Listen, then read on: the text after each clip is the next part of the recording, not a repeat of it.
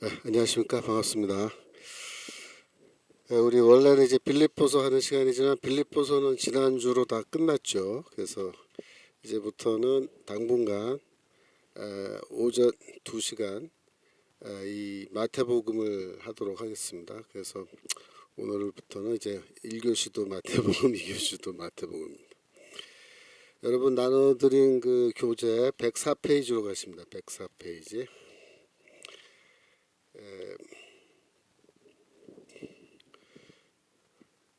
모세의 율법, 예수의 모세 율법에 대한 태도라는 부분인데요. 제가 이제 플러에서 공부할 때 로버트 뱅스라는 그 교수가 계셨어요. 원래 이분은 그 호주 사람인데 그 신약학자인데 원래 자기 공부한 분야가 이 바울 공동체에 대한 연구 이런 걸 많이 했어요. 그래서 바울 교회 이분이 이제 공동체 운동을 한다고 그 실천신학 교수가 돼버렸어요. 그래서 저희 학교에 와 있을 때는 이제 신약을 안 가르치고 자기 연구소로 갖고 있으면서 이제 실천신학 분야 이걸 주로 가르쳤는데 저는 그 양반이 실천신학 교수인 줄 알았는데 나중에 알고 보니까 이 신약학 교수인 거예요. 근데 그것도 이제 FF 브루스 교수의 제자인 거죠. 그래서 깜짝 놀랐는데 그분이 쓴 책에 박사학위 논문인데 Jesus and the Law in the Synoptics 그러니까 공간복음에서 예수와 율법이라는 제목으로 이 책을 논문을 썼어요. 박사학위 논문. 근데 이제 그 논문을 보면은 예수가 산상수훈에서 말을 하는 어법을 이제 집중적으로 분석을 합니다. 이 뱅스 교수의 주장은 뭐냐면은 예수가 산상수훈을 말할 때 마태복음 5장 이런 데서 반대어법을 사용했다 그렇게 얘기해요. 반대어법이 뭐냐면은 옛사람들에게 말한 바 이렇게 얘기하는 거예요. 처음에 옛사람에게 말한 바 그때는 이 말하다의 수동태가 사용돼요. 그러니까 옛사람들이 말하여졌다. 옛사람들에게 말하여진 것은 이렇게 되었었다. 이렇게 얘기해요. 그러니까 옛사람들에게 이렇게 말하여졌었다. 그거는 능동태로 바꾸면 어떻게 바꿀 수 있을까요? 옛사람들에게 모세가 이렇게 말했다. 이렇게 바꿀 수 있어요. 모세가 옛사람들에게 이렇게 말했다. 근데 그 다음에 뭐가 나오냐면 그러나 나는 너희에게 말한다 이렇게 말. 나는 너희에게 말한다. 그러나 나는 너에게 말한다. 이렇게 반대어법이란 게 뭐냐면 첫 번째 모세는 너희에게 이렇게 말을 하였으나 나는 너희에게 이렇게 말한다. 이렇게 해서 말을 꺾어버리는 거예요. 반대 방향으로 꺾어버리는. 그러니까 모세가 이렇게 말했는데 그 말뜻은 이런 거다. 이렇게 하는 거는 랍비들이 하는 말투예요. 어법이에요. 그러니까 랍비들은 항상 서기관들 이런 율법학자들은 뭐 하는 사람이에요? 기존에 존재하는 율법을 해석해 주는 역할만 하는 거예요. 그러니까 율법학자나 랍비들이 말할 때는 모세가 너희에게 이렇게 말했다. 그 다음에 우리 선배 유명하고 위대한 랍비 누구누구는 이렇게 말했다. 또 그의 제자 위대한 랍비 누구누구는 이렇게 말했다. 그러므로 나는 너희에게 이렇게 말한다. 이렇게 해석해 준다. 이렇게 행하라. 그렇게 이제 말하게 돼 있다. 원래 이게 유대교의 랍비들의 어법인데 예수는 어법이 틀리다는 거예요. 반대 어법을 쓴다는 거예요. 그러니까 모세는 너에게 이렇게 말했지만 나는 너에게 이렇게 말한다. 그러니까 이거는 기존에 있는 율법을 설명해 주는 게 아니에요. 기존에 있는 율법을 설명해 주려면 이렇게 반대어법을 쓸 수가 없어요. 그건 무슨 뜻이냐면은 예수가 이 율법을 사실상 수정한다 그런 의미예요. 수정한다. 법을 새로 제정한다 그 정도의 의미예요. 왜냐하면 모세의 율법은 그 당시에 이 실제로 통용되는 실정법이었거든요. 그러니까 여러분들이 율법이라는 거는 도덕법이 아니에요. 예수 당시 바울 당시에 유대교의 율법은 도덕의 원칙을 말하는 게 아니에요. 도덕이란 건 뭐예요? 지켜도 되고 안 지켜도 사실 그만이에요. 도덕을 안 지켰다고 내가 뭐 감옥 가요? 윤리적으로 어긋난 어떤 걸 했다 그래서 내가 뭐 벌금을 내야 돼요? 그런 건 아니라고요. 그러니까 도덕 윤리라는 거는 하나의 가이드라인일 뿐이고 그게 이제 법으로 강제가 되려면은 우리나라 같으면은 국회에서 입법을 해가지고 뭐 빨간불에 길을 걷는다거나 길거리에 담배꽁초를 함부로 버리면은 뭐 벌금 얼마 내야 된다 이렇게 해서 법이 만들어지면 처벌받죠, 그죠? 하지만 도덕으로 처벌받지는 않아요, 사실 도덕윤리로. 즉 모세의 율법이라는 것은 예수 그리스도 당시나 바울 당시에는 이거는 도덕법이 아닙니다.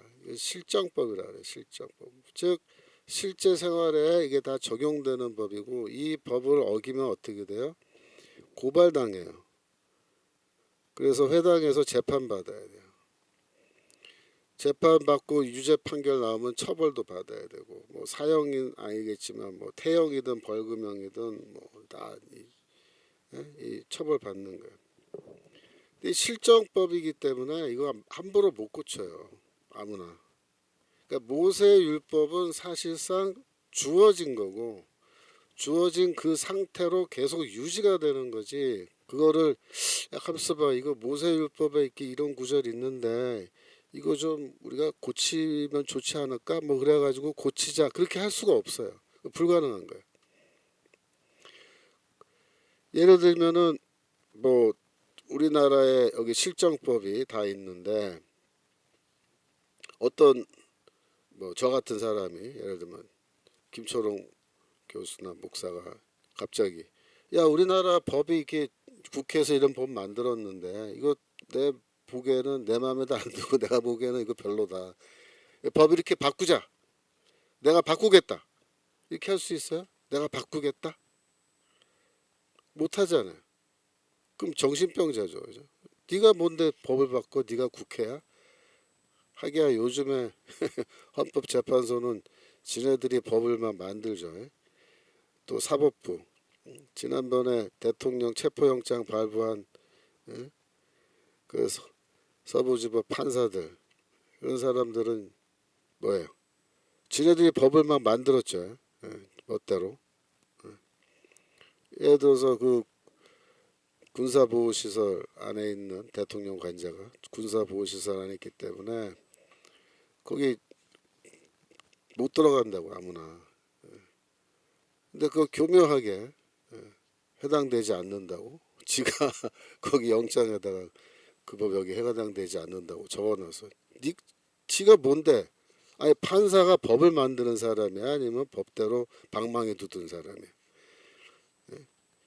판사는 그냥 법대로 방망이만 두드리는 거지 판사가 지 멋대로 법을 만들 수 없어요. 우리나라 시스템이. 그게 삼권 분립이라는 거예요. 그게 법은 국회에서 만드는 거예요.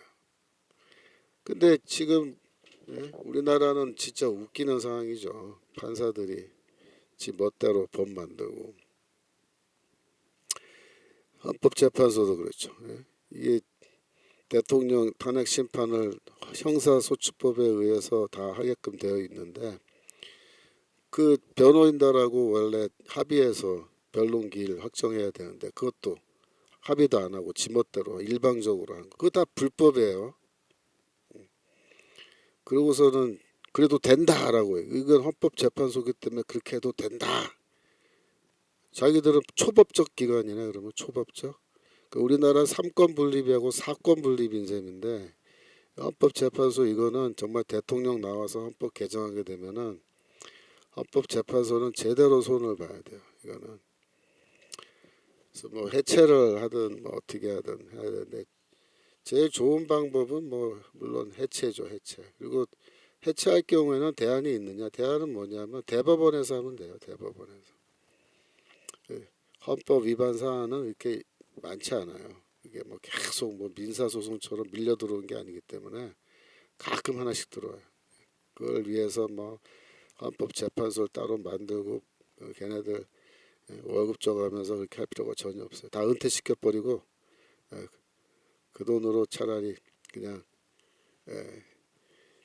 그 대법관들, 제가 지난번 말씀드린 것처럼 대법관들이 헌법 위반 사안에 대해서 이렇게 처리하게끔 하는 게 제일 좋아요. 그래서 대통령 탄핵은 이건 헌법재판관들의 그 이류 판사들만 모아놓은 이 헌법재판관들한테 맡겨놓으면 안 될 것 같아요 앞으로. 그래서 제대로 공부하고 법 해석 제대로 하는 대법관들 그것도 한 10명 정도 들어가서 이렇게 하면은 장난질을 못 쳐요. 그래서 그렇게 하는 거예요.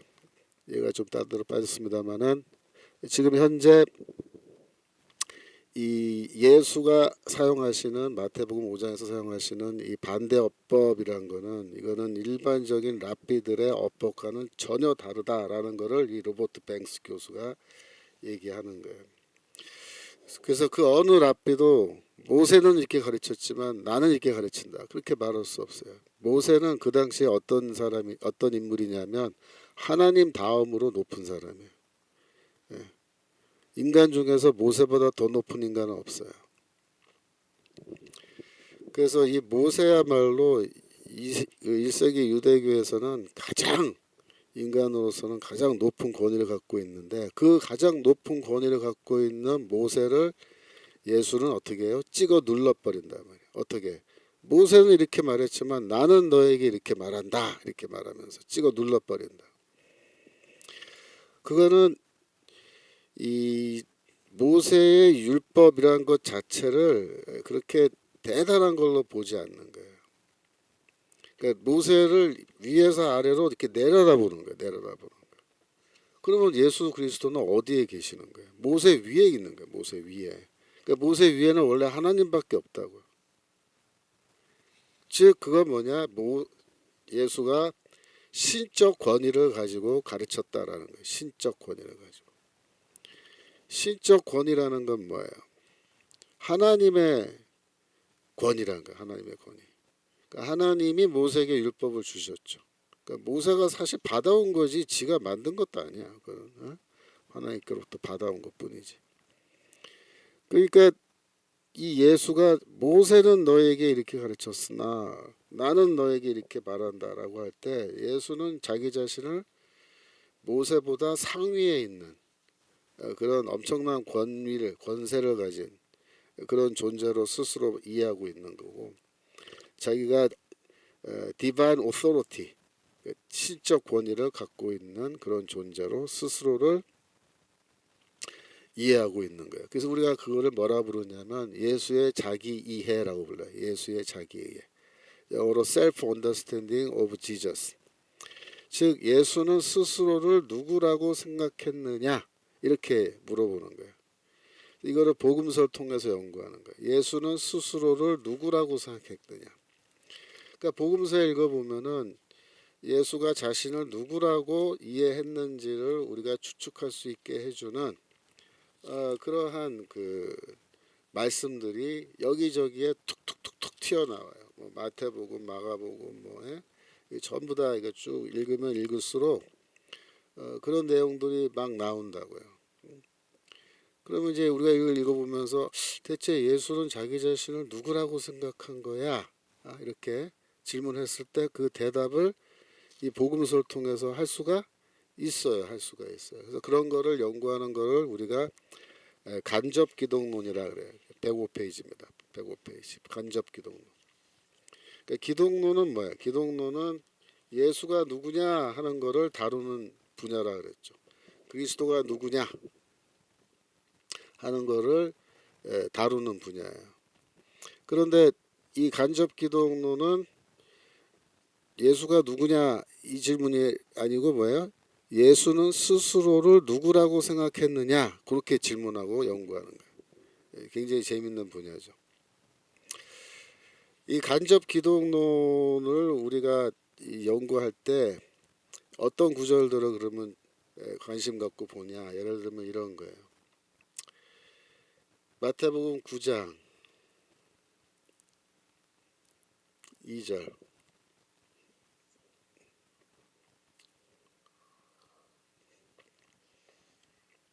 침상에 누운 중풍병자를 사람들이 데려왔어요.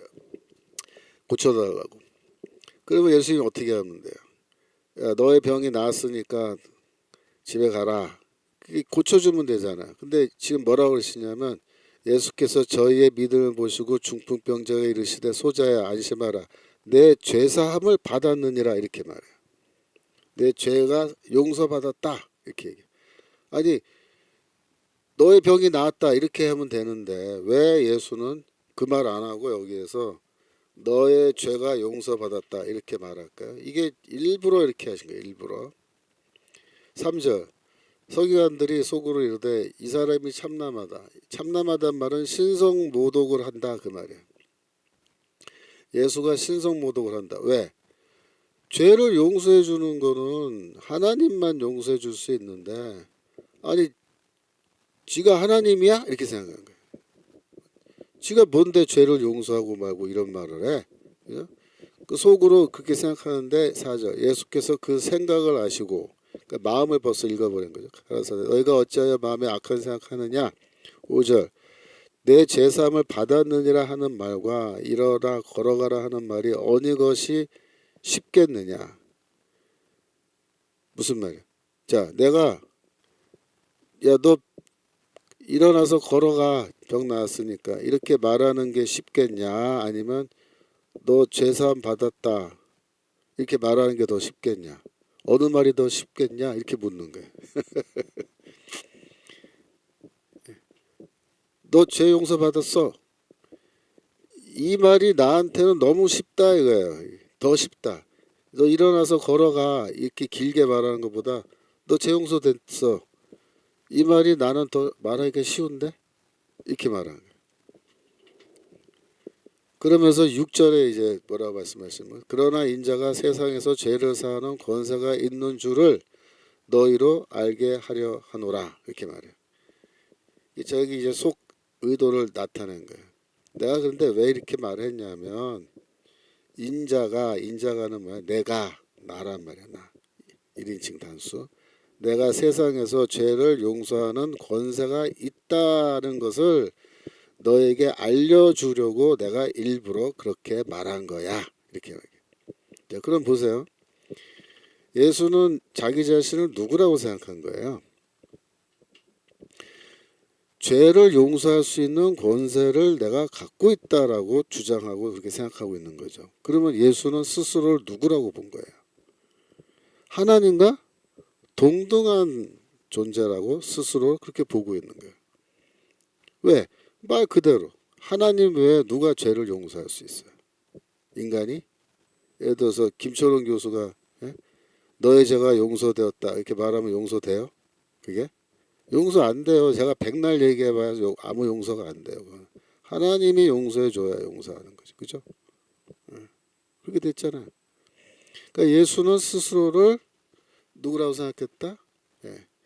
하나님과 동등한 권세, 권위를 갖고 있는 심지어 죄를 용서할 수 있는 권세를 가진 존재로 스스로를 이해하고 있었다. 그게 뭐야? 그게 예수의 자기 이해고 이런 식으로 연구하는 걸 간접 기독론이라는 거예요. 간접 기독론을 연구하는 거예요. 지금. 또 다른 예를 하나 더 들어보면은 예를 들면은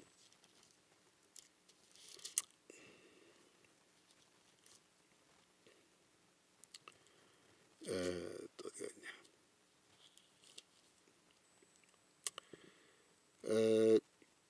또 여기 12장 마태복음 12장 4절부터 볼까요?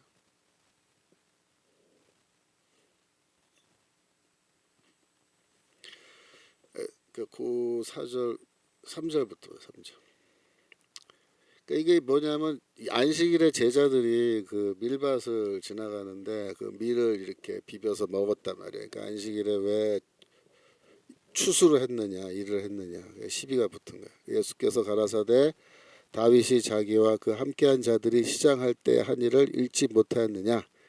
구약 성경에 나오는 이야기죠. 그가 하나님의 전에 들어가서 제사장 외에는 자기나 그 함께한 자들이 먹지 못하는 진설병을 먹지 못하였느냐. 그 원래 진설병이란 게 하나님께 이제 제물로 바쳐지는 그 떡이란 말이야. 그 떡을 원래 제사장과 레위인들만 먹을 수 있는데 이 다윗은 제사장도 아니고 레위인도 아닌데 그걸 먹었고 심지어 자기 부하들에게 그걸 줘서 다 함께 먹었다 이게. 5절 아니 또 안식일에 제사장들이 성전 안에서 안식을 범하여도 죄가 없으면 너희가 율법에서 읽지 못하느냐.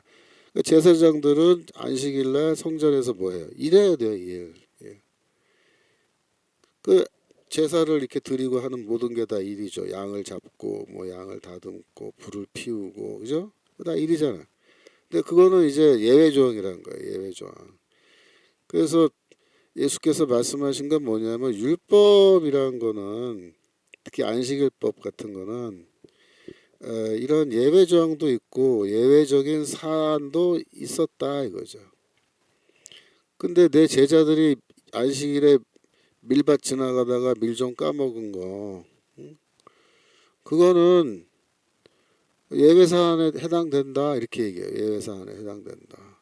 이유가 뭐냐? 왜 그게 네 제자가 왜 까먹은 게 예외 사안이 돼? 이게 물어볼 거 아니야. 그 답이 6절이야. 내가 너에게 이르니 성전보다 더 큰 이가 여기 있느니라. 왜냐하면 내가 성전보다 더 크기 때문이야 이렇게 대답한 거야. 여러분 예루살렘 성전은요 하나님이 계시는 곳이라 그러죠. 하나님이 계시는 곳, 하나님의 집입니다. 그러면 예루살렘 성전은 그냥 건물이 아니에요. 여기 지나가다가 서 있는 어떤 건물, 5층짜리 건물 이런 거. 그런 일반적인 건물이 아니고 이건 뭐야? 하나님의 성소란 말이에요. 성소. 땅 위에 있는. 그렇죠? 그래서 성전은 하나님의 성소이기 때문에 감히 인간이 내가 성전보다 더 크다 이런 말을 할 수 있어 없어요? 못해요. 못해. 그 말 자체가 뭐야? 또 신성 모독이에요 이게. 근데 예수는 거침없이 그런 말씀하시는 거예요. 나는 성전보다 더 크다. 성전보다 더 크다. 그러므로 내 제자들은 안식일에 그거 좀 까먹었다 그래서 그게 뭐 너희들이 생각한 것처럼 안식일을 범한 범죄가 되지 않는다. 이렇게 완전히 상식을 어떻게 보면 벗어난 주장을 해버리신 거예요. 그러면서 7절 봐봐요. 7절. 나는 자비를 원하고 제사를 원치 아니하였노라. 하신 뜻을 너희가 알았더라면 무죄한 자를 정죄하지 아니하였으리라. 그래서 그 호세아서 6장 6절을 이제 인용하신 건데 뭐 시간 관계상 호세아서를 읽지 않고 이게 뭐냐면은 하나님이 원하시는 것은 제사라기보다는 자비다 이렇게 말해요. 자비를 베푸는 거다. 그럼 뭐예요? 아니 배고픈 사람이 지금 배가 고파서 지금 다윗이 도망가는 거죠. 다윗은 거기서 자기 부하들과 죽음을 피하기 위해서 사울로부터 도망가다가 밤새 도망가다가 어느 그 저기 밤에 이 성소에 도달해서 거기에 마침 진설병이라는 하나님께 바친 떡이 있으니까 그거 배고프니까 이제 먹는 건데 하나님이 허락하셨다. 그 먹고서 만약에 하나님이 허락 안 했으면 다 맞아 죽었죠. 네가 어떻게 감히 내 떡을 건드려? 하면서 다윗을 쳐 죽였을 거라 그래. 근데 다윗이 안 죽었어요. 그 뭐야? 하나님이 허락하신 거라고. 하나님 뭘 원하셔? 제사 떡을 원하시는 게 아니라 배고픈 다윗을 자기의 사랑하는 종이잖아요. 자기 사랑하는 다윗이 배고프니까 야 다윗 내 떡 먹어라. 내가 저거 먹을 것도 아니고 하나님이 또 먹어. 하나님이 허락하셨어요. 왜? 자비를 원하시기 때문에 하나님은 그 얘기죠. 그러면서 너희가 지금 다윗을 범죄자로 만들려고 하는 거냐? 그렇게 묻는 거야. 내 제자들을 지금 범죄자로 만들려고 하는 거냐? 근데 여기까지는 그래도 이제 이해가 되는데 그 다음 말이 더 큰 문제죠. 이제 8절. 인자는 안식일의 주인이니라. 이게 딱 이 얘기를 해버린 거예요. 인자는 안식일의 주인이다. 나는 안식일의 주인이다. 안식일의 주님이다. 이렇게 주님, 주인이라기보다는 주님이에요. 안식일의 주이다, 이시다 이렇게 얘기해요. 안식일은 누가 만들었어요? 창세기 보면 하나님이 직접 만드셨기 때문에 안식일의 주인은 누구예요? 하나님이죠. 하나님. 예를 들어서 제가 김철원 교수란 사람이 안식일은 내 거야 이렇게 말할 수 있어요? 안식일은 내 거야. 내가 뭐 안식일하고 무슨 상관이야? 내가 안식일을 만들었어요. 뭐 아무것도 아니잖아. 나 미친놈이죠. 그러면 내가 안식일은 내 거다. 근데 예수가 지금 이 안식일 논쟁을 벌이시다가 마지막에 아까는 성전보다 더 큰 이가 여기 있다. 이 말도 엄청난 얘기인데 이 말보다 더 엄청난 얘기가 뭐야? 인자는 안식일의 주인이다. 나는 내가 안식일의 주인이야. 이렇게 말한 거야. 원래 하나님이 주인인데 내가 안식일의 주인이다. 이 말은 뭐야? 내가 하나님과 같은 분이다. 그렇게 주장하는 거잖아요. 내가 안식일의 주인이기 때문에 내가 정하는 거야. 안식일법 이거는 모세가 뭐라 그랬건 상관이 없어. 이렇게 말하는 거야. 내가 이거 아니라 그러면 아니고 기라면 기야. 안식일법. 우리 제자들 이거 아니야. 안식일법 어긴 거야. 배고픈데 배고픈 사람들 그 안식일에 밀밭 지나가다가 그거 좀 비벼 먹었다고 그거를 하나님이 원하는 건 뭐다? 자비를 원하신다. 자비. 제사 떡을 원하는 게 아니고 그렇게 이제 하는데 이거는 범상한 랍비들이 율법을 해석하는 방법하고 전혀 다릅니다. 아니 세상 어느 랍비가 율법 해석 문제 놓고 논쟁을 하다가 시끄러 내가 안식일의 주인이야 이런 말 할 수 있어요? 랍비가? 인간 랍비가? 인간 랍비가 됐어 내가 성전보다 더 커 이렇게 주장할 랍비가 있어요? 그거 했다가는 다 그냥 신성 모독자로 다 가는 거예요. 근데 예수는 워낙에 쉽게 말하면 추종 세력도 크고 인기가 너무나 좋고 그가 하는 말 한마디 한마디가 너무나 센세이션하기 때문에 일일이 다 그거를 꼬투리 잡지 못하고 이제 억억 하면서 야 이거 뭐야 이렇게 깜짝깜짝 놀라면서 그냥 사람들이 손 못 대고 지나가는 거예요. 이게 다. 그러니까 이런 거는요 여러분들이 이 예수가 스스로를 누구라고 생각했느냐라는 이런 면에서 여러분 이런 본문들을 잘 읽고 잘 제대로 이해를 하셔야 돼요. 하나만 더 예를 들면 12장 27절 그러니까 이게 바알세불 논쟁인데 예수가 귀신을 쫓아내니까 예수를 공격하는 이 바리새인들이 뭐라고 공격하냐면 예수가 귀신을 쫓는 거는 바알세불 즉 사탄 귀신들의 왕이죠. 이 사탄의 힘을 능력을 의지하여 귀신을 쫓아내는 거다. 그렇게 이제 공격을 한 거예요. 예수께서 또 내가 바알세불을 힘입어 귀신을 쫓아내면 너희 아들들은 누구를 힘입어 쫓아내느냐? 그러므로 저희가 너희 재판관이 되리라. 그러니까 너희 아들들이란 말은 그 당시에 유대교 안에 이런 그 귀신을 쫓는 그런 일들을 하는 사람들이 있었어요. 그래서 그런 사람들이 또 귀신을 쫓는 건데 그들은 그러면은 뭐 하나님의 능력을 의지하지 않고 바알세불의 능력을 힘입어서 그 저기 귀신 쫓아내는 거냐? 너희가 스스로 판단해봐라 이렇게 얘기해. 28절 그러나 내가 하나님의 성령을 힘입어 귀신을 쫓아내는 것이면 하나님의 나라가 이미 너에게 임하였느니라. 이건 좀 이따 설명할게요. 29절 먼저 봐요. 사람이 먼저 강한 자를 결박하지 않고야 어떻게 그 강한 자의 집에 들어가서 세간을 늑탈하겠느냐. 결박한 후에야 그 집을 늑탈하리라.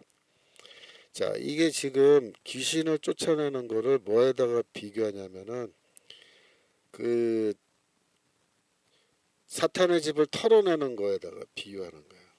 사탄의 집을 쳐들어가서 털어내는데 예수가 이 귀신들의 왕이 이게 사탄이란 말이에요. 사탄. 근데 내가 이 사탄의 쪼무라기들 이 귀신들을 쫓아내고 이렇게 하려면은 먼저 어떻게 해야 되느냐. 그 집 주인이에요. 그 집 주인. 강한 자의 집에 들어가. 그 강한 자가 누구겠어요? 그 사탄을 말한 거예요. 그 사탄의 집에 들어가 그를 결박하지 않았다면, 내가 그를 결박하지 않았다면 내가 어떻게 그 집 세간을 늑탈하겠느냐. 즉 귀신들을 쫓아낼 수 있었겠느냐. 그러므로 내가 귀신을 쫓아낸다는 것은 내가 이미 사탄을 결박했기 때문에 가능한 거야. 이렇게 얘기하는 거예요. 그러니까 여러분 사탄을 결박한다. 이거는요. 인간이 사탄을 결박할 수 있어요? 예? 아무리 뭐 영적 능력이 뛰어나다고 해서 사탄을 결박하는 인간이 있겠어요? 없어요. 사탄을 결박할 수 있는 분은 하나님밖에 없다고요. 사실 하나님밖에.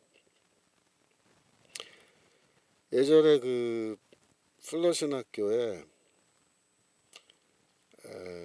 피터 와그너라는 사람하고 또 누구야? 아이, 오래돼서 이름 까먹었네. 피터 와그너랑 그 영적 전쟁 열심히 하는 그 플러신학교 교수 있었어요. 그 두 사람이 이제 영적 전쟁에 대해서 맨날 그 강의하고 이제 그런 교수였어요. 내 이름은 금방. 근데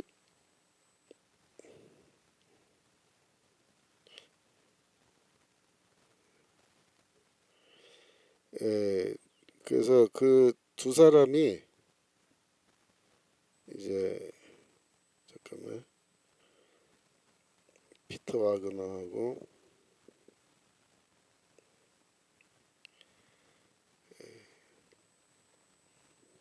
찰스 크래프트 맞아. 찰스 크래프트 이름은 오래돼서 까먹네.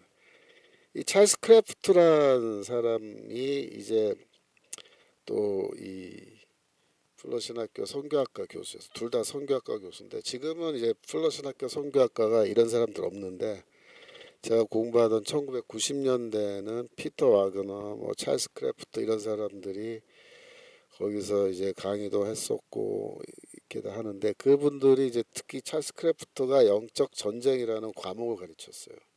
Spiritual Warfare라는. 근데 그 과목에 이제 들어가면은 뭘 하냐면은 이 별의별 그 자기 말로는 이제 임상이라 그러는데 귀신 들린 사람들을 제가 직접 인터뷰를 한다거나 그다음에 귀신을 쫓는 거를 이렇게 수업 시간에도 뭐 이렇게 얘기하고 재연하고 막 그래요. 근데 어떻게 얘기하냐면 그 학생들 앞에 이런 종이 상자 이런 걸 하루 갖고 나온 거야. 종이 상자. 그러면서 이 종이 상자 안에다가 자기가 사탄을 집어넣는데 사탄을 집어넣어서 감금시킨대. 감금. 예? 그래갖고 이 종이 상자에 사탄을 감금시킨 다음에 이거를 뻥 차서 우주 밖으로 던져버린다는 거예요. 그러면 이 사탄이 저기 우주 밖으로 쫓겨난대요.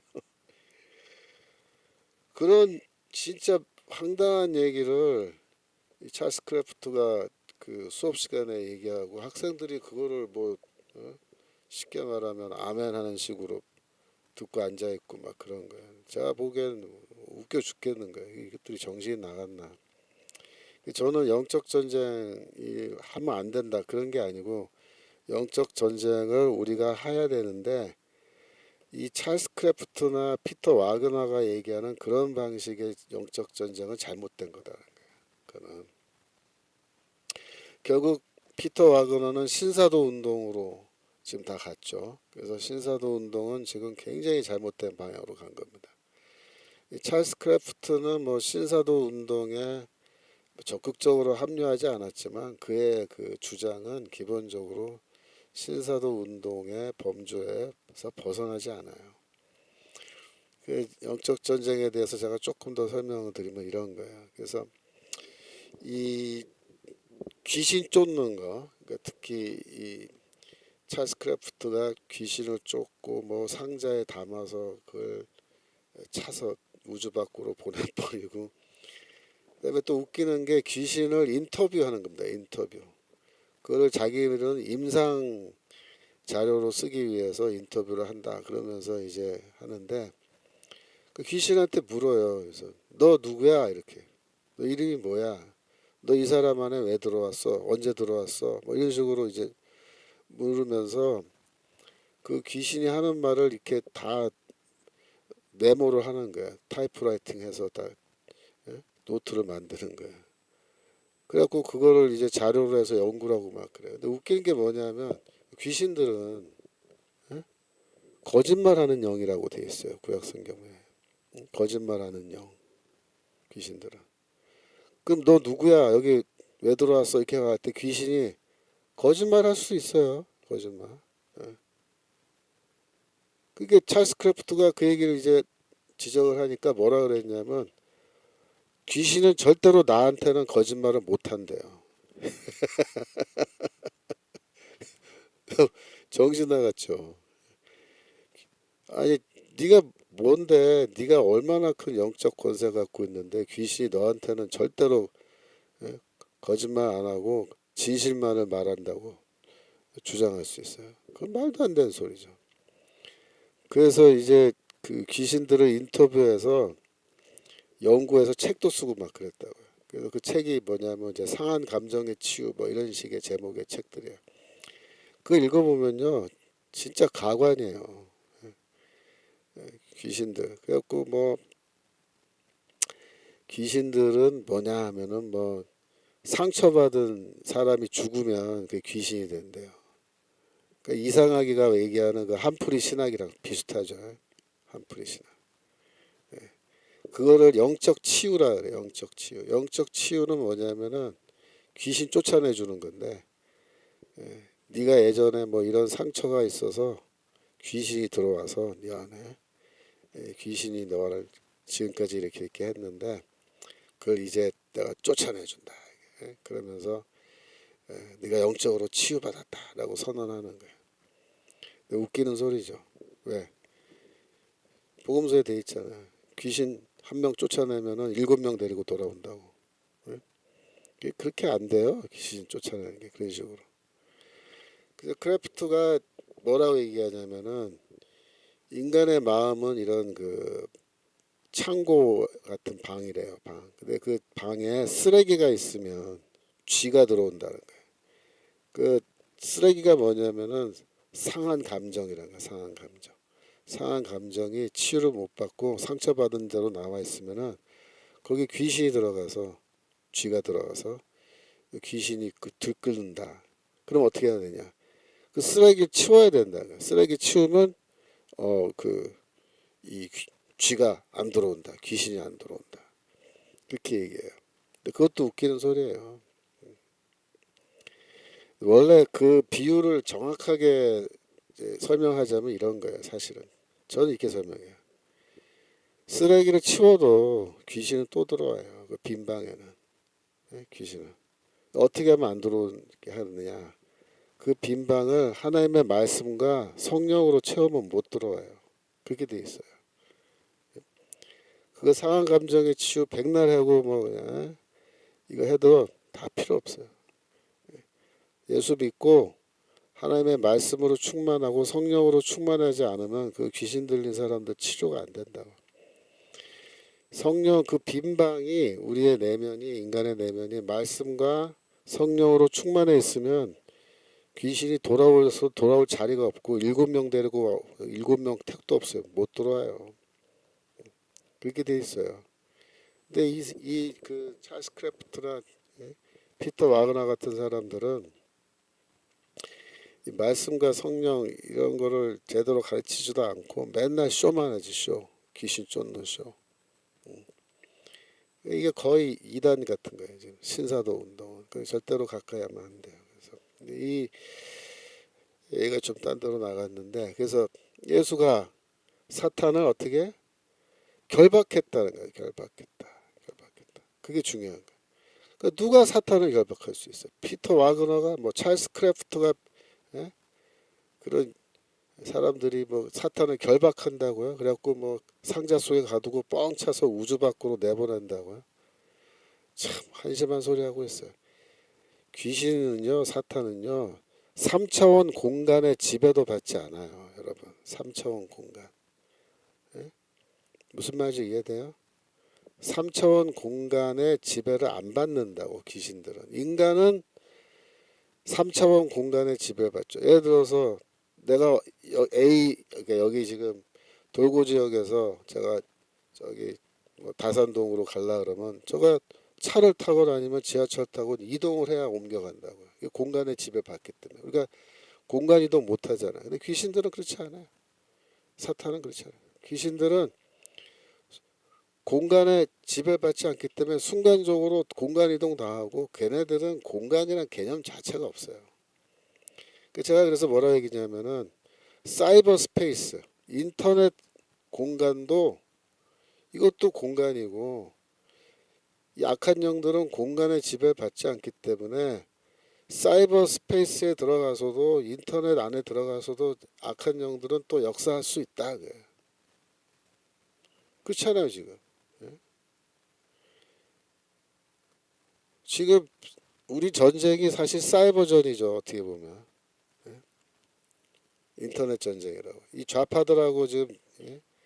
우리가 이 이재명 민주당이 반국가 세력과 싸울 때 이 싸움이 이런 광화문 같은, 예?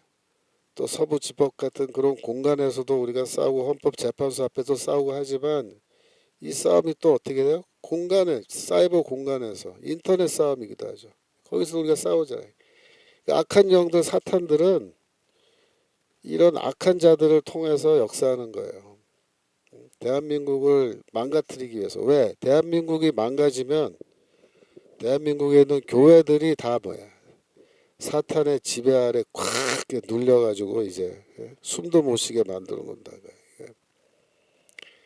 그러면 사탄은 어떻게? 춤추겠죠. 예. 한국 교회가 뭐 세계 선교, 남북 통일, 복음 통일을 지금, 하는 게 아니라 이제 완전히 그냥 반국가 세력이 그냥 짓눌려가지고, 정치적으로, 종교적으로, 영적으로 짓눌려서 숨도 못 쉬게 만들어 놓은. 그러면 사이버에서 뭐 얼마든지 활개치면서 악한 영들이, 자기들의 그 악한 활동을 마음껏 하면서, 그죠? 온갖 거짓과, 그죠? 이 정말 인간의 숨어서 하는 모든 종류의 더러운 죄들 다 저지르면서 우리나라 다 해먹고, 뭐 북한, 예? 통일한답시고 다 해먹고, 중국 같은 나라로 만들고, 하여튼 이것들이 그런, 개어 가지고 약한 영들이 다 역사하는 겁니다 이게. 그래서 우리의 이 싸움은 육의 싸움이 아니에요. 사실은 우리가 육의 싸움처럼 보여요. 근데 이게 영적인 싸움이라. 영적인 싸움. 과문은 이거 영적 싸움이에요. 영적 싸움. 영적 싸움에서 이기려면요, 이 성령과 함께 하지 않으면 못 이기는 거예요. 하나님과 함께 하지. 성령의 역사 속에서 우리가 승리해야 됩니다. 그래야 이길 수 있어요. 약한 영들. 예.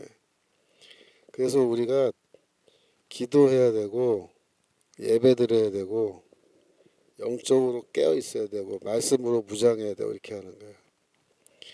여러분, 지금 이 싸움은 좌파 우파 싸움도 아니고요, 애국 세력 때 뭐 반국가 세력 싸움처럼 보이지만 그 이면에 뭐가 있어요? 악한 영과의 싸움이에요. 우리 성도들과 악한 영들의 싸움. 영적 전쟁이란 말이에요. 이게. 그러니까 우리가 영적으로 무장하고 나가지 않으면 못 이겨요. 제가 사실 어제 그 우리 학교 그 저기 그 장신대 그러니까 개강 예배라 그러죠. 개강 예배인데 개강 예배 시간에 우리 학교 총장이 이제 설교를 하는데 설교 시간에 윤석열 대통령 계엄령을 비판하는 말을 한 5분 이상 하면서 윤석열이 우리나라를 망쳐놨다고 막 그런 설교. 그러니까 개강 예배 때 총장이 그런 이제 설교를 막 하는 거예요. 어이가 없는 거예요. 어이가 없는 거예요. 정말. 악한 영들의 그 역사라는 게 이게 제가 어젯밤에 제가 저녁에 좀 어떤 생각이 들었냐면 정말 주님 정말 지겹습니다. 제가 솔직히 그 마음속으로 그런 생각이 들어서 주님 정말 지긋지긋합니다. 언제까지 이런 말도 안 되는 소리를 들으면서 우리가 살아야 됩니까? 여기서 더구나 신학교에서 하나의 말씀 가르친다고 목회자 양성한다는 신학교에서 총장이라는 작자가 그따위 헛소리를 하고 자빠졌어요. 학생들도 이제 뭐 물론 좌파 학생들도 있지만 장신대 이 애국 청년들 많아요. 지금 다음 주 수요일 날 장신대도 이 탄핵 반대 집회합니다. 그래서 우리 신학교이기 때문에 이제 비상 시국 기도회라고 해서 간단하게 예배도 드리고 이제 기도하고 그리고 이제 시국 선언 뭐 낭독할 텐데 그 뭐 지금 학교 안에서 하려니까 학교에서 허락을 안 해줘가지고 학교 정문 밖에서 해요. 그래서 다른 대학들도 다 지금 정문 밖에서 하는 게 그래서 그래요. 그래서 이제 학생들 대표가 지금 광진구 경찰서 가서 집회 신고 다 하고 학교 정문 앞에서 다음 주 수요일 날 12시 반인가 이거 하기로 돼 있어요. 다음 주 수요일이네.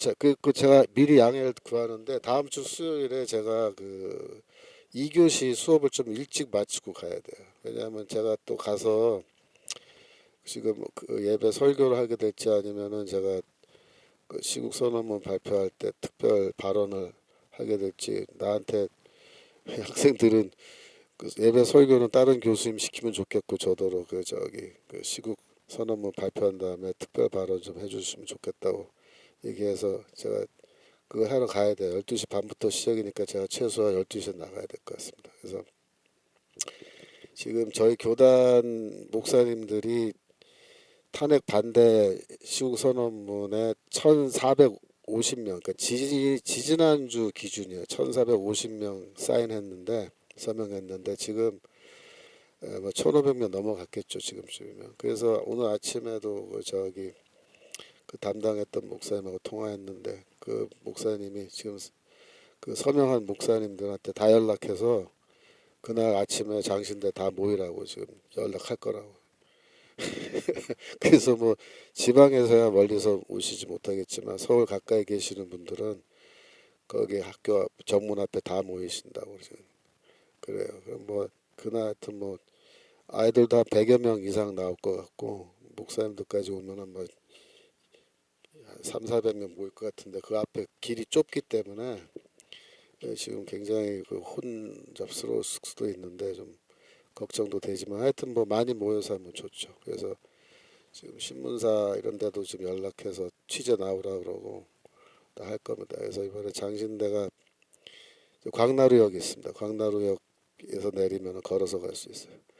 그래갖고 그 이번에 하여튼 하려고 그러는데 문제는 지금 윤석열 대통령 그 탄핵 심판이 다음 주 중에 결과가 나올 거다 지금 그렇게 지금 소문이 돌아가지고 제 걱정은 수요일 날 우리가 하는데 그 전에 탄핵 심판 결과 나와버리면 이거 좀 타이밍이 늦지 않나 걱정이 좀 되는 그런 것도 좀 있어요. 하지만 하여튼 뭐 어떤 일이 벌어지건 일단은 지금 예정돼 있는 시국 선언 탄핵 반대 집회 이거는 합니다.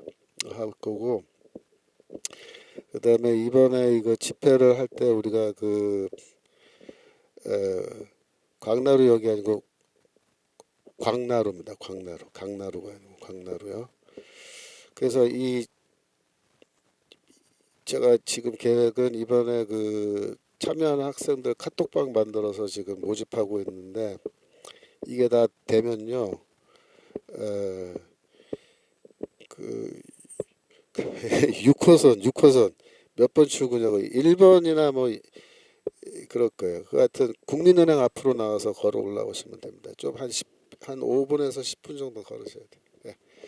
하여튼 거기까지 하시고. 그래서 지금 그 이번에 탄핵 반대 선언한 학생들 그 카톡방 만드는데 거기서 이제 그 학생들을 데리고 제가 이번 학기에 동아리를 하나 만들까 그래요. 그 학생들이 동아리 하고 싶어 해요. 그래서 제가 지도 교수 맡아주는 걸로 이미 다 허락해 줬고 그래서 여기 이 집회를 이번에 하는 걸 계기로 해서 한 100명 정도 학생이 모이면은 걔네들을 데리고 제가 학교 안에서 동아리도 만들고 그래서 동아리 활동을 정식으로 시작할 겁니다. 그래서 제가 동아리 애들은 특별히 제가 시간 내서 관심 갖고 지도를 해주려고 그래요. 그래서 걔네들은 신학 뭐 성경 가르치는 거는 제가 물론이지만은 그 외에 그 일반 사회 과학 특별히 이제 정치 경제 사회 문화에 대한 좋은 책들 이런 거 읽게 하고 그래서 그 독서 토론회 이런 것도 하고 제가 그래서 직접 다 지도해 주려고 그래요. 제가 이제 2년 반 은퇴 남았지만 남은 기간에 다 해줘가지고 동아리가 제대로 이게 잘 구성돼서 제가 은퇴해도 계속해서 유지되게끔 하고 제가 가서 이제 그 뭐 은퇴하고도 기회 되면은 좀 이렇게 지도도 해줄 수 있으면 해줄까 저는 그런 생각하고 있습니다. 그래서 에, 뭔 얘기하다 또 일로 갔지. 여하튼 그래서 지금 다음 주에 그 수업을 한 12시경까지 하고 제가 가야 될 것 같습니다. 그래서 지금 영적 전쟁 이게 지금 탄핵 이 전쟁 이 대한민국이 지금 하고 있는 전쟁은 영적 전쟁이고 영적 전쟁에서 우리가 승리하는 게 진짜 승리예요. 진짜 승리. 그래서 우리가 대통령도 이번 기회를 통해서 성경 읽으시고 예수 제대로 믿고 우리가 영적으로 하나가 되어야 영적 전쟁을 싸우는 게 더 쉬워지는 거고 그래서 그런 의미에서 대통령이 예수 제대로 믿으면 좋겠다. 우리가 기도해 주자. 그렇게 제가 말씀드리는 거고 영적 전쟁은 이거는 길게 봐야 돼. 길게.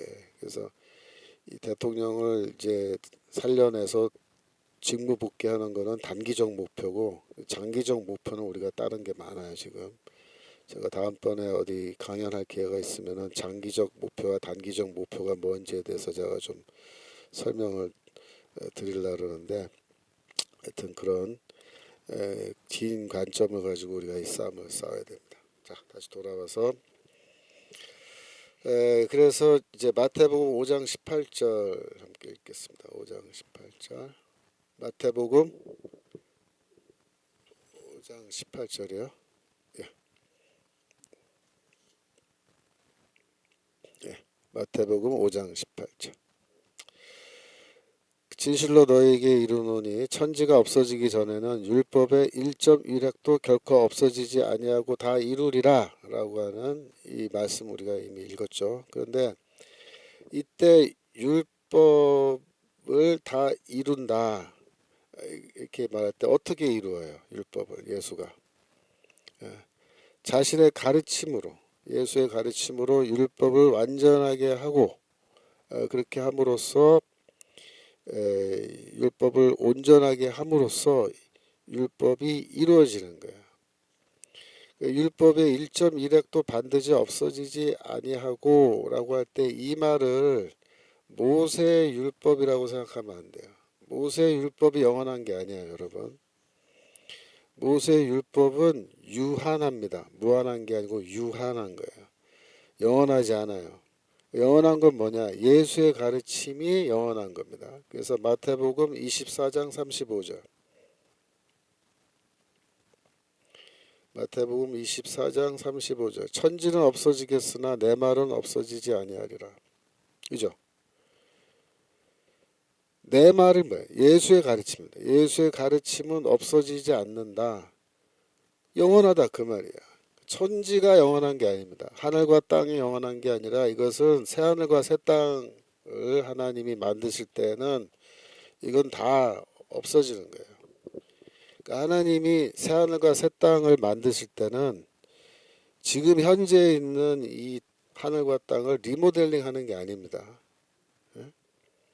이거를 그대로 놔둔 채로 여기저기 좀 손을 봐서 리모델링해서 다시 쓰는, 지금의 하늘과 땅을 리사이클해서 다시 쓰는, 그거를 새하늘과 새 땅이라고 말하는 게 아니에요. 새하늘과 새 땅은 뭐냐면 새 창조라 그래. 새 창조. 그래서 새 창조. 새 창조는 뭐야? 완전히 새롭게 창조하는 걸 말하는 거야. 기존의 이 천지 만물을 그대로 놔두는 게 아니라 이걸 다 폐지하고, 쉽게 말하면 폐지하고 새롭게 천지 만물을 새롭게 창조하시는 거예요. 그게 뭐야? 그게 새 창조고 새하늘과 새 땅이고, 그렇게 될 때에도, 그런 어마어마한 변화가 있을 때에도 나의 말, 예수의 말씀은 없어지지 않아요. 지속돼요.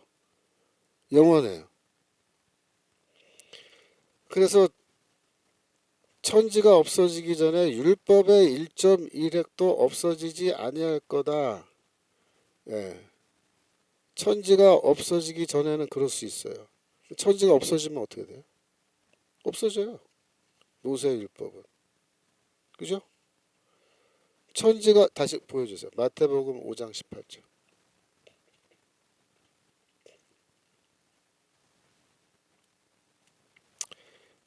보세요. 천지가 없어지기 전에는 율법의 1.1획이라도 반드시 없어지지 아니한다. 없어지지 않는다. 천지가 없어지기 전에는 율법이 없어지지 않는다. 그 말이죠. 그럼 천지가 없어지면 어떻게 돼? 율법은 없어진다. 그 말이에요. 이거는. 그 말은 율법은 영원하지 않다. 율법은 영원하지 않다. 마태복음 24장 35절에서 천지는 없어질지언정 내 말은 없어지지 않는다. 이거는 뭘 말한 거예요? 모세 율법과 자기의 가르침을 대조한 거란 말이에요. 모세 율법은 천지가 없어지면 없어져. 그거는. 하지만 내 말은 없어지지 않아. 이렇게 말한 거예요. 그러면 모세 율법과 예수의 가르침은 어느 게 더 상위에 있어요? 당연히 예수의 말씀이 상위에 있는 거죠. 그죠? 이런 말씀들을 여러분들이 사실 이렇게 정확하게 알고 계셔야 돼요. 율법, 모세 율법, 이게 뭐 영원한 거 아니고 예수의 가르침이 영원한 거고, 예수는 자기 자신을 모세보다 더 큰 권세 있는, 권능 있는, 상위에 있는 그런 존재로 봤고, 하나님과 동등한 분으로 주장하셨고, 신적 권위를 주장하셨다. 제자들 다 들어서 알고 있는 거예요. 그거는 그 자리에서 다 직접 들었으니까. 믿지 않아서 그렇지 부활 후에는 다 믿는 거예요. 제자들도. 그래서 여러분들이 그 복음서를, 특별히 마태복음 읽을 때 예수가 누구냐라는 거에 대해서 절대로 헷갈리면 안 돼요. 자, 105페이지 행위로 나타나는 제자의 의입니다. 마태복음 5장 20절 읽겠습니다. 마태복음 5장 20절. 내가 너에게 이르노니 너희 의가 서기관과 바리새인보다 더 낫지 못하면 결단코 천국에 들어가지 못하리라. 이렇게 되어 있습니다. 너희 의는 너희들의 이런 뜻이에요. 너희들의 의. 여기에서 그 사용된 헬라어 명사가 디카이오시네라는 명사예요. 이 디카이오시네는 로마서, 갈라디아서 이런 데에서 이신칭의의 복음, 그죠? 믿음으로 의롭다움을 받는다. 또 하나님의 의, 이런 말을 할 때 다 사용되는 언어예요. 그래서 동사형은 디카이오 동사, 명사는 디카이오 시네, 이건데 여기에 지금 그 의라는 말이 들어왔어요. 너희의 의가 서기관과 바리새인보다 더 낫지 못하면, 그 말은 뭐야? 서기관들의 의와 바리새인들의 의보다 너희들의 의가 더 나아야 된다. 그렇게 말씀하신 거죠. 근데 바울 서신에서는 의라는 개념이 하나님의 의라는 그 개념에서 출발하는 거예요. 왜냐하면 인간에게는 의가 없어요. 의가 원래 율법을 지키면 율법으로부터 오는 의라는 게 있지만 인간이 율법을 안 지키고 못 지키니까 율법으로부터 오는 의를 인간이 갖고 있지 않는 거예요. 그래서 불의하고 무의한 존재가 된 거예요. 그런데 여기 마태복음에서는 예수께서 가르치시는 대목인데 너희의 의 이렇게 말씀하신다. 너희들의 의. 그러면 우리의 의, 제자들이 갖고 있는 우리의 의는 대체 뭐냐? 하나님이 주시는 의를 말한 거냐? 그거 아니에요. 그러니까 바울 서신에서 바울이 말하는 의는 기본적으로 하나님이 주시는 의, 구원의 의, 또 혹은 뭐 심판의 의 이런 걸 이제 바울이 주로 얘기하는데 이 마태복음에 나오는 예수의 가르침에 나오는 너희들의 의라고 하는 이 의는 하나님이 주시는 의, 뭐 이신칭의의 의 그런 게 아니고 뭐냐 하면은 이거는 이미 예수를 알고 믿고 있는 예수를 따르고 있는 제자들이 그들의 삶과 행동을 통해서 나타내 보여주는 의를 말하는 거예요. 여기서는. 그래서 이때 의는 어떤 행위라는 개념을 포함하고 있는 거예요. 너희들이 예수의 제자들이. 그러니까 너희는 예수의 제자들이에요. 제자들은 벌써 예수를 믿고 따르는 자들인데 이들이 믿음을 갖고 있는 자들이 행동을 통해서 보여주는 의, 그걸 말하는 거예요. 5장 20절 다시 보여줘요. 그래서 여러분들이 이런 말씀을 읽을 때 주의해야 될 게 뭐냐면은 이 앞에 5장 이미 1절부터 이 앞에 하나님이 은혜로 주시는 의에 대해서 이미 다 얘기를 한 거예요. 하나님이 은혜로 주시는 의가 어디 나와요? 예를 들면은 마태복음 5장 6절 위에 올라가면 되죠. 그냥 6절. 제가 예전에 다 설명했죠. 의에 줄이고 목마른 자는 복이 있나니 저희가 배부를 것이다. 뭘로 배가 불러요? 의로. 우리가 무의하고 불의하기 때문에 우리가 의에 줄이고 목마른 자, 죄인들이에요. 근데 하나님이 그들에게 뭘 주세요? 의를 줘서 배부르게 한다. 그때 하나님이 주시는 의가 뭐야? 그게 우리의 행위로 나타내 보여주는 의겠어요? 아니에요. 이때 의는 하나님의 의예요. 하나님의 의. 하나님이 은혜로 우리에게 주시는 구원의 의. 그걸 말하는 거예요. 그러니까 이미 마태복음 5장에서 구원의 의, 은혜로 얻는 구원, 예? 이걸 다 얘기한 거예요. 쉽게 말하면 바울의 이신칭의 복음을 여기서 얘기해 놓고 이런 구원을 받은 자들이 즉 예수의 제자들이 일상생활 속에서 자신들의 행동으로 보여주는 의 이게 바리새인들이 행동으로 보여준 것보다 더 나아야 된다. 그 얘기하는 거예요. 그러니까 이 너희의 의라고 하는 개념은 은혜로 주시는 구원을 미리 이야기하고 그 구원을 받은 사람들 우리가 어떻게 살아가야 될 거냐 하는 이런 윤리의 문제, 기독교 윤리의 문제를 다루는 것이지 절대로 구원론, 너희가 어떤 행위를 함으로써 의로운 자가 되어서 구원받는다 라는 걸 말하는 게 절대로 아니라는 거예요. 그걸 여러분 아셔야 돼요. 그래서 요 한 구절 아까 5장 20절 그 한 구절만 딱 떼어놓고 봐라 우리의 의가 서기관과 바리새인보다 보여주세요. 낫지 않으면은 천국에 들어가지 못한다. 구원받지 못한다고 돼 있으니까 우리 구원은 행위 구원이다. 이렇게 자꾸 오해들 한다고. 왜 그렇게 오해하냐면 이게 원래 카톨릭 교회가 그렇게 2000년 동안 가르쳤기 때문에 카톨릭 교회. 여러분 로마 카톨릭 교회는 우리랑 구원론이 틀려요. 걔네들은 쉽게 말하면 행위구원론을 가르치는 거예요. 행위구원. 성도가 선행을 해가지고 메릿, 예? 메릿이 뭐야? 이 저기 크레딧을 쌓는다.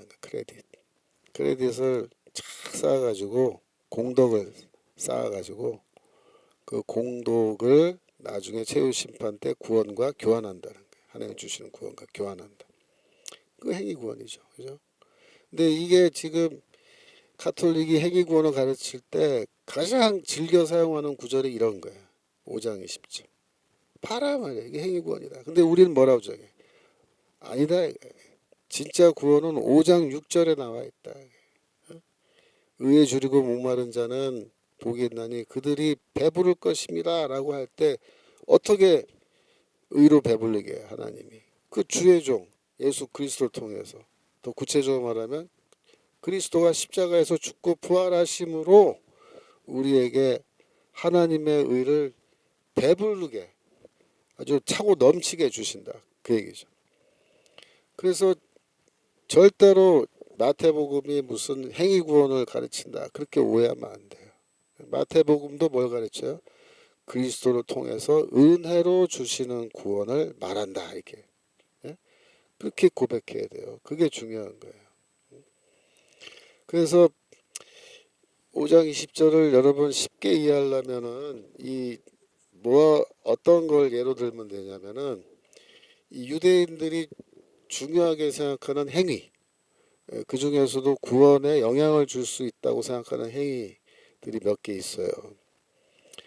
첫 번째 게 뭐냐면 금식, 기도, 그 다음에 구제입니다. 금식, 기도, 구제. 유대인들은 금식, 기도, 구제하는 것이 구원의 효력이 있다. 그렇게 생각해요.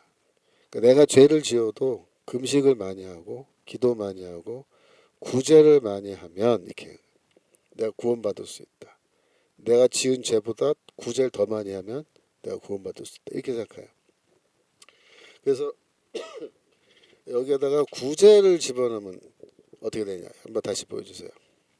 이렇게 읽으면 돼요. 내가 너희에게 이르노니 너희의 구제가 서기관과 바리새인들의 구제보다 더 낫지 못하면 결단코 천국에 들어가지 못하리라. 이렇게 읽으면요 의미가 명확해져요. 물론 우리는 구제가 우리를 구원에 이르게 한다고 생각하지 않아요. 그건 잘못된 가르침이죠. 유대교회. 우리는 구제하긴 해요. 근데 왜 구제해요? 구원받기 위해서 구제하는 게 아니라 우리가 구원받았기 때문에 구제하는 겁니다. 아시겠죠? 근데 예수도 그렇게 생각하고 계신 거예요. 너희는 구원받았으니까 너희가 구제를 더 열심히 해야 된다. 어느 정도로? 저 서기관과 바리새인들, 유대인들, 쟤네들은 구제 열심히 해야 구원받는다고 착각하고 정말 구제 열심히 하는데 너희는 은혜로 구원받았으니까 너희들의 구제가 쟤네들보다 더 나아야 된다. 그렇게 말씀하시는 거예요. 그래서 여기에 결단코 천국에 들어가지 못하리라 라고 하는 이 말씀을 구원의 문제와 연결해서 이렇게 해석을 할 것인가 아니면 이거는 하나의 레토릭 즉 강조를 하기 위한 너희들의 구제가 유대인들의 구제보다 더 나아야 된다는 것을 아주 강력하게 강조하기 위한 레토릭인가? 레토릭은 뭐야? 그러니까 수사법인가? 그거를 여러분이 잘 구분하셔야 돼요. 저는 이거는 수사법으로 봐야 된다. 수사법으로. 이거를 가지고 결단코 천국에 들어가지 못하리라 이렇게 말했기 때문에 이게 구원론이다. 밑줄 딱 치고 그렇게 해가지고 예? 바울의 칭의론까지도 행위구원으로 만들려고 지금 그렇게 하고 있는 거거든요. 그러니까 이 바울 신학의 세관점이라고 하는 이 사람들은 이 바울 신학자들은 바울 신학의 세관점을 주장하는 학자들은 마태복음에 있는 이런 말씀을 자료로 삼아서 무기로 삼아서 바울의 칭의론을 행위구원론으로 바꿔놓으려는 거예요. 거꾸로. 그렇게 하면 안 되는 거예요. 정상적인 건 뭐예요? 이 마태복음이 말하는 거를 그대로 읽고 그대로 읽었을 때 이게 바울의 칭의론하고 믿음으로 은혜로 구원받는 것하고 똑같은 거다라는 거를 지적하고, 성경은 마태복음은 이 소리하고 로마서는 저 소리하고 그런 게 아니고 마태복음부터 요한계시록까지 일관된 동일한 목소리를 내고 있다, 이렇게 해석해야 돼요. 그래야 이게 올바른 해석이 되는 거예요. 왜냐하면 마태복음이 사실 바울하고 똑같은 얘기를 하고 있기 때문입니다. 이유는 마태복음의 그 아까 말한 기독론, 예수의 자기의해, 이런 게 바울의 기독론하고 달라요? 똑같아요. 바울의 기독론하고 예수의 자기의해는 거의 판박이에요. 똑같아요. 하물며 구원론, 구원에 이르는 도리, 어떻게 인간이 구원받을 수 있는가, 거기에 대해서 다르게 얘기할 것 같아요. 아니 그러면 마태복음이 행위 구원을 가르치는 거면 마태복음 그 뒷부분에 예수의 순환과 십자가 죽음과 부활은 거기 왜 적어놨어요? 예? 행위로 구원받는 거면 그게 우리의 구원과 무슨 상관이 있어요? 예수의 죽음과 부활이. 예수는 왜 죽었어요? 마태는 예수의 십자가 죽음을 또 부활을 거기 왜 기록해놨어요?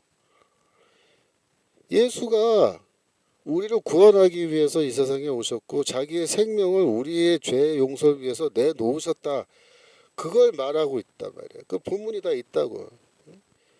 성만찬 본문에서 분명히 예수가 말한다고. 내 이 잔은 너희들을 위하여 붓는 나의 피라고. 너희들의 죄 용서를 위해서 내가 붓는 피라고 분명히 얘기하고 있어요. 그럼에도 불구하고 예수의 십자가 죽음이 아니라 우리의 행위가, 예? 구원의 길이라고요? 로마 카톨릭 신부들 정신 나간 소리도 하는 거예요. 정신 나간 소리다. 앞뒤 안 맞는 소리 하는 거죠. 그러니까 카톨릭 정의구현 사제단이 왜 저 모양이 됐는지, 그게 사실은 이 성경을 잘못 이해했기 때문에 그런 정의구현 사제단 같은 게 나온 거예요. 하나님의 은혜가 아니고 인간의 행위로 구원받는다. 그 행위를 강조하니까 이런 정치적인 행위, 사회 정의를 요구하는 정치적인 행위조차도 뭐야? 그게 다 지네도 구원받는 거야. 그게 그것도 다 공덕 쌓는다고 생각하는 거야. 걔네들은. 예. 우리는 과문에 나가서 뭐 지난 3.1절 가문 집회 나가는 게 그게 우리의 구원을 주는, 예? 공덕이 된다고 생각해서 나간 거 아니잖아. 예? 우리는 그렇게 생각 안 해요. 우리 이미 구원받았고 믿음과 은혜로, 예? 영적 전쟁 싸우고 이 사탄의 세력 물리치려고 지금 나가는 거지. 나 구원받기 위해서, 예? 그 공덕 쌓기 위해서, 공적, 쌓기 위해서 가는 거냐? 그거 아니잖아. 근데 이 카톨릭은 그렇게 믿고 가르친단 말이야. 그러니까 정의구현 사제 다니는 놈들이 참 한심한 거죠. 다시 돌아와서. 그래서 이 행위로 나타나는 제자의 이, 여기서 이제 구제, 이거 굉장히 유대교가 강조합니다만은, 예수는 야 너희들의 구제가 쟤들의 구제보다 더 나아야 된다, 그렇게 말씀하신 거고, 여기서 이제 유대교의 구제에 대해서 조금 말씀드리면, 유대인들은 이 회당에서 구제를 했어요. 근데 회당에서 구제를 열심히 했는데 어느 정도로 열심히 했느냐? 이 고고학적 자료로 우리가 그 증거 갖고 있습니다.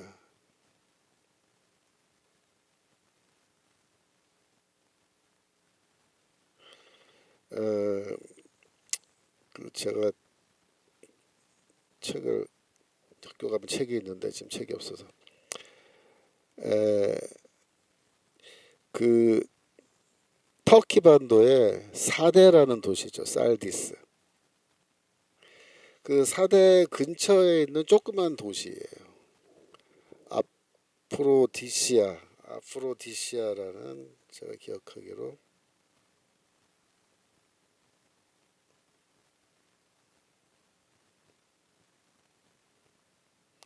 조그만 도시인데 그 도시의 그 아프로디시아가 아닌가? 나중에 다시 정확하게 그 도시에 그 박물관이 있었는데 박물관 그 확장 공사를 하려고 불도저를 갖다가 그 마당을 이렇게 밀었어요. 밀었는데 불도저가 뭐에 턱 걸려서 안 밀리는 거예요. 그래갖고 땅을 이렇게 파보니까 거기에 커다란 돌기둥이 있는데 캐냈죠. 캐내 보니까 두 개가 나오는 거예요. 돌기둥. 사각형으로 된 기다란 기둥이에요. 기다란 기둥. 두 개가 나왔는데 두께가 이만하고 큰 돌덩어리죠. 그게 뭐냐 봤더니 그 겉면에 글씨가 헬라어로 글씨가 새겨져 있는 거예요. 촘촘하게 사면을 이렇게. 그래서 이제 사람들이 놀라가지고 고고학자들이 와서 거기에 이제 기록되어 있는 글씨를 연구하고 대체 이 기둥이 용도가 뭐였느냐 연구를 해보니까 2세기에 그 동네에 유대교 회당이 있었는데 유대교 회당에 들어가는 입구 양쪽에 두 개의 기둥이 서 있었던 거예요. 근데 그 세월이 흘러서 회당이 무너지고 사람들이 그 돌기둥을 갖다가 담벼락을 만들 때 그 돌을 쌓아서 담벼락 만드는 거니까 그 기둥을 걷다가 이제 쌓아서 담을 만들었는데 그게 또 허물어져 가지고 땅속에 처박혀 있다가 발굴되어 나온 겁니다. 그래서 1990년대인가 그 발굴됐어요. 그래갖고 글씨를 다 연구해봤더니 재밌는 결과가 나온 거예요. 뭐냐면 그 회당의 입구에 서 있는 두 개의 기둥이었는데 그 기둥에 뭐라고 기록됐냐면은 이 회당에 가난한 자들을 구제하는 그 일종의 식당 같은 거예요. 식당. 가난한 사람들 밥 먹여주는 식당. 그게 있었던 거예요. 그래서 그 식당 그걸 영어로 숲 키친이라 그래요. 숲 키친. 왜냐하면 이제 그 저기 미국에서는 홈리스들이 밤에 추운 밤에 이렇게 떨다가 새벽이 되면은 그 숲 키친 숲을 나눠주는 교회 앞에 가서 줄을 서요. 그러면 뜨끈한 숲하고 빵을 준다고요. 그 아침에 먹고 차가운 몸을 이제 데피는 건데, 여하튼 거기 이제 숲 키친 같은 게 있었다 그렇게 얘기해요. 미국 사람들은 영어로 쓴 책이니까 그렇게 표현한 거죠. 근데 이제 그 책에 보면은 사진이 나와 있고 뭐 글씨 다 있는데 그래서 그 숲 키친이 있었는데 자선기관이 있었던 거죠. 그 회당에. 그 자선기관에 이사회가 있었어요. 이사회. 그래서 이사회 명단이 거기 기록돼 있습니다. 사람들 이름이에요. 사람들 이름. 10명 정도의 사람의 이름이 기록된데 그 이사회예요. 근데 그 사람들의 이름을 쭉 분석을 해보니까 거의 100% 이건 유대인 이름입니다. 그 당연하죠. 유대교 회당이고 유대교 회당의 자선기관인데 이사회는 유대인들로 구성하지 않았겠어요? 거기에 헬라인이 뭐 들어가기가 쉽지 않았겠죠, 그죠? 그런데 거기에 또 뭐가 기록되어 있냐면은 그 자선기관에 돈을 준 사람들, 그러니까 이 자선기관에서 회당에서 그 가난한 사람들 밥 먹여주려면 재원이 필요하니까 그 돈을 모금을 한 거예요, 모금. 그래서 그 회당에는 원래 그 모금을 하는 걸 전담으로 하는 직원이 둘이 있었어요. 그 사람들은 돈 모금만 해요. 근데 그 모금할 때 돈을 낸 사람들의 이름과 직업을 쫙 거기에 돌판에다가 그 기둥에다가 새겨 넣은 거예요. 이름만 써놨으면 그게 별로 관심이 없을 건데 그 사람의 직업까지 써놨기 때문에 이게 굉장한 관심을 가졌습니다. 그래서 그 이름을 쭉 분석을 해보니까 이쪽은 압도적으로 헬라인들의 이름이 많은 거예요. 그 헬라인들의 이름은 어떻게 할 수 있냐면 그 이름 안에 헬라 신들의 이름이 막 들어간단 말이에요. 그러면 이거는 유대인들은 그런 이름 지을 리가 없잖아요. 그죠? 그런데 헬라인들이 한 100여 명이에요. 100여 명의 이름이 거기 기록되어 있는데 거기에 직업이 기록되어 있는데 직업을 또 쫙 분석을 해보니까 어떤 결과가 나왔냐면은 사회의 상류층부터 하류층까지 다 망라돼 있다. 직업이. 그래서 어떤 결론이 내렸냐면은 회당에서 유대인들이 구제를 하는데 가난한 자들 밥을 먹여주는데 이 사회는 유대인들로 구성되어 있고 재원은 유대인들이 돈을 내는 게 아니라 헬라인들이 돈을 내요. 근데 그 돈을 낸 사람들이 아주 돈 많은 상류층도 있고 중류층도 있고 심지어 하류층 같은 그런 사람들도 돈을 낸 그런 기록이 있는 거예요. 그건 무슨 뜻이에요?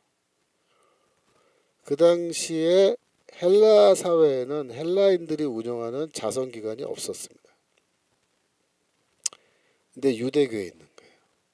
그 유대교 회당은 오늘날로 치면은 구세군 있죠, 구세군. 구세군의 역할을 한 거예요. 미국에서 구세군들은 이게 이쪽 기독교의 한 그 분파인데 그 개신교 분파인데 구세군도 구세군은 일반인들 미국 사람들의 머릿속에서는 어떻게 이해되고 있냐면 기독교로 이해가 안 되고 자선기관으로 이해해요. 자선기관으로. 그래갖고 돈 많은 미국 사람들이 죽을 때 자기의 유산을 물론 뭐 자식들에게 주기도 하고 어디 기부하기도 하는데 구세군에 돈을 많이 기부하고 죽어요. 요새는 어떤지 모르겠는데 옛날에 그랬어요. 그래서 구세군은 그 돈으로 뭘 한 거예요? 자선사업 하는 거예요. 근데 그 시대에 고대 시대에 그 도시 터키 반도에 있었던 소도시에 구세군의 역할을 하는 게 뭐다? 유대교 회당이에요. 그래서 심지어 헬라인들도 유대교 회당에 돈을 갖다 주고 그 돈으로 저 사람들이 그 돈을 띄어먹지 않을 거고 유대인들은 절대로 돈 띄어먹지 않을 거고 그 돈으로 열심히 음식 만들어서 우리 동네 가난한 헬라인들 밥 먹여서 살려줄 거다라고 믿은 거예요. 신뢰한 겁니다. 그게 2세기 터키 반도에서 나온 거기 때문에 만약에 그 같은 시기에 그 동네에 교회가 있었다면 그 동네에 회당과 함께 교회가 있었다면 어떻게 해야 되겠어요? 교회는 예수의 이 마태복음 5장 20절의 말씀처럼 너희의 구제가 서기관과 바리새인들의 구제보다 더 낫지 못하면 결단코 천국에 들어가지 못한다라는 이런 엄중한 예수의 경고 말씀에 따라서 교회도 열심히 구제를 했었어야 되는 거죠. 그러면 교회가 그 정도의 구제를 했느냐 했다라는 어떤 역사적 기록이 있느냐 있어요. 있어요. 어디 있냐면 예수를 안 믿는 그 헬라인들이 기록해 놓은 글에 나옵니다. 그래서 어떤 내용이냐면 그 로마 황제인데 황제가 이제 그 어떤 말을 했냐면은 야 우리 동족 우리 그 로마인들과 헬라인들을 위해서 우리는 아무런 자선기관이 없고 그들을 도와주는 일을 안 하는데 이 기독교인들이 우리 헬라인과 로마인들을 위해서 가난한 자들을 위해서 이렇게 좋은 일 많이 한다. 자선사업 한다. 너희들 부끄러운 줄 알아라. 이렇게 얘기한 그런 대목이 있어요. 우리도 뭐 좀 해야 될 거 아니냐. 이 돈 많은 것들아. 그러면서 이제 그 심지어 왕이 황제가 그런 말을 했다라는 기록이 나올 정도로 기독교인들이 그 당시에 열심히 유대교 회당보다 더 열심히 구제 사역을 했습니다. 그래서 이 마태복음 5장 20절의 이 말씀은 절대로 행위구원 말한 거 아니다. 그렇게 이해하시면 되겠습니다. 시간이 다 됐죠. 그래서 일단 저 기도하고 1교시 마치고 2교시에 이어서 계속 공부하겠습니다. 기도합시다. 하나님 아버지 우리가 이 영적 싸움을 지금까지 싸우고 있는데 이 윤 대통령이 다시 귀환하고 대통령직에 복직되기 위하여 우리가 기도하고 열심히 싸우고 있습니다. 이 싸움에서 승리할 수 있게 하시고 이 전쟁뿐만 아니라 이 싸움뿐만 아니라 앞으로 있을 모든 이 사탄과 악한 영들과의 이런 영적인 전쟁에서 저희가 지치지 않고 승리할 수 있도록 도와주시고 말씀과 성령으로 더욱 무장하게 하여 주옵소서. 감사드리며 예수 그리스도 이름으로 기도합니다. 아멘. 수고하셨습니다.